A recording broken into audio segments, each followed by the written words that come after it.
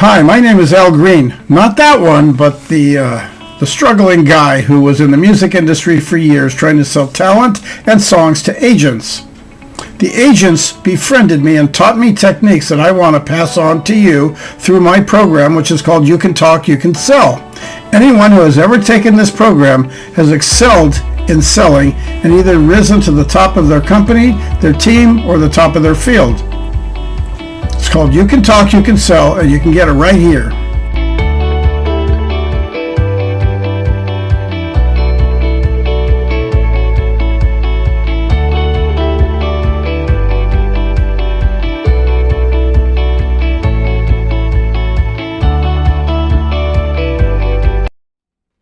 Have you looked lately to see if you are tracking as a professional or just working a job?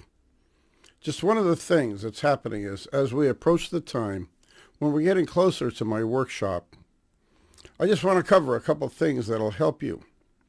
And one of them is if I can take a person who has never sold and found themselves put into a sales position because of the way that their company promoted them, or a person that just wants to try it for the first time and they're still in training.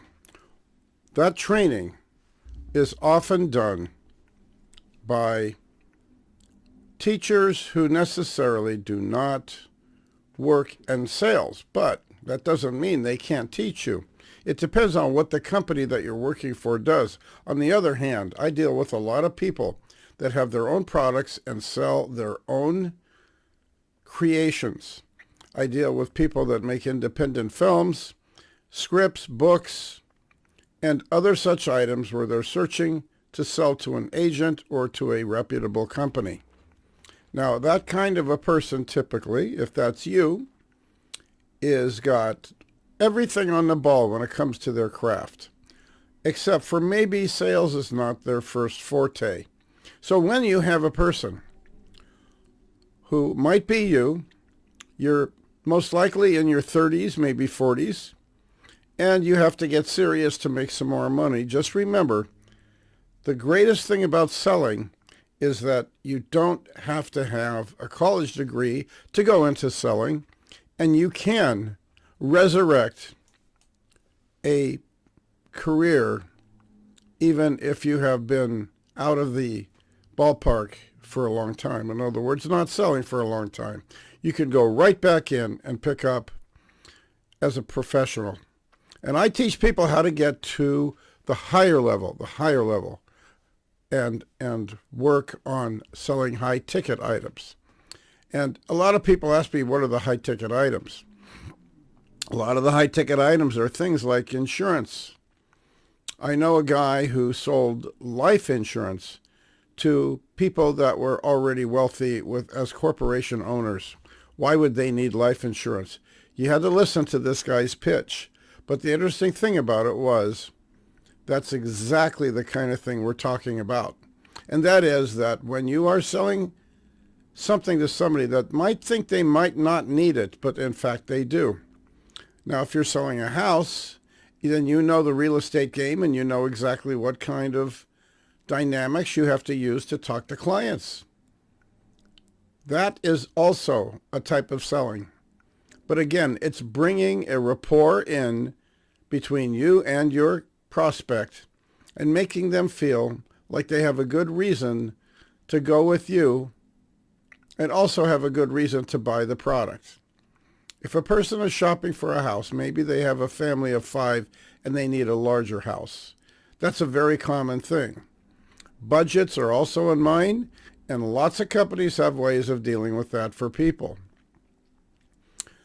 If you are, let's say, a mortgage broker and somebody that's helping finance for houses, you're in the sales game because every mortgage broker that I have ever spoken to wants me to go with them.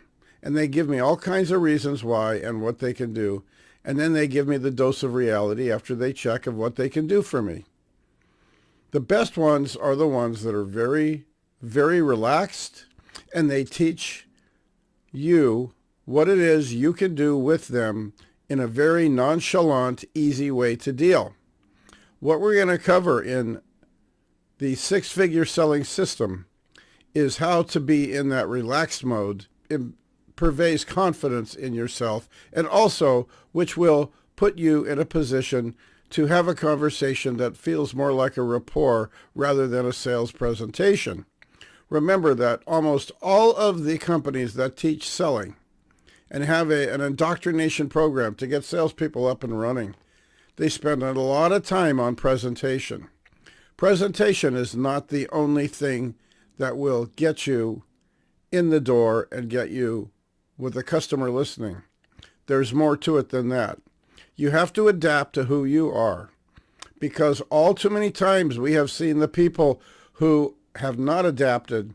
They try to do what they're taught, and because it's not who they are, impartially, let's say, detached, which sounds pretty much like they're just a talking figure that is there to sell them something. Remember, people don't want to be sold, but people love to buy. They just don't want to be sold. When you are talking to a strange person who you've never spoken to before, there is a way to make a good impression on them, and there is a way to build a rapport with them that is very, very quickly developed so you can talk and be relaxed. Remember that the most knowledge you have about your product or service, that's where your confidence comes in. Because if I have an expertise in a given area, you cannot ask me a question where I can't answer it. You learn how to avoid the terms of failure, like, for example, I don't know. You don't ever want to say, I don't know. If a person asks you a question and you honestly do not know the answer, the best response is, let me find out for you. That's a great question, let me find out for you, because you're not saying that you don't know. You don't ever want to speak about your limitations. But how do you learn all of this? You learn by practicing while you're working. That's a big part of it. You learn, you practice, and then while you're working, you practice. If you go to, what I used to do, is go to the clients that I never figured I would sell them. I just, in my own mind, made up that it's going to be a hard sell, and I would practice all of my techniques on them.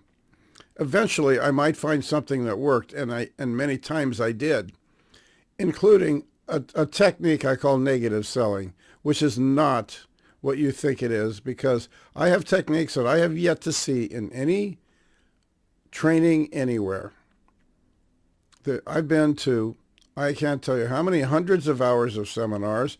I have listened to the recordings of the leaders that teach techniques and how to develop them. It's an awful lot of stuff. One of my greatest mentors has a CD set of 5 CDs. Now that's probably about, I would say, 8 hours of listening. Something that you can do it in the car, I grant you that. But I don't do that much driving. I don't drive that many hours, so I listen in bits. But then again, by the time I get to the 5th CD, I've kind of pretty much forgotten what he talked about in the first CD. And I don't really want to do things that way myself. What I want to do is give you a system that is so simple that after you spend time with me and consult with me so that I can help you analyze what your situation is, you can get it right off the bat and start making a difference. I'd like to know who you are and what your limitations are.